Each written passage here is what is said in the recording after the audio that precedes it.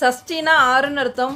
முருகப்பெருமான் சூரபத்மனை ஐப்பசி மாத வளர்பிறை சஷ்டி திதி அன்னைக்கு தான் வென்று ஆட்கொண்டார். இந்த போர் 6 நாட்கள் நடந்துச்சு. அதனால தான் இந்த 6 நாள் கந்த சஷ்டி விரதம் இருக்கிறோம்.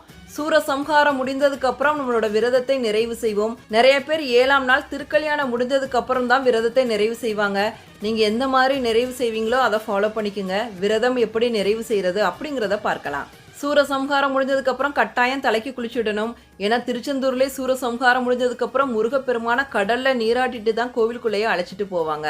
நீங்க 6ஆம் நாள் 7ஆம் நாள் எப்போ விரதம் நிறைவு பண்ணாலும் மாலை 6 மணிக்கு மேல முருகப்பெருமானுக்கு சட்கோண தீபம் ஏத்திடுங்க. முருகப்பெருமானுக்கு அழகா மலரால அலங்காரம் பண்ணி வச்சு அவருக்கு பிரசாதம் படைங்க.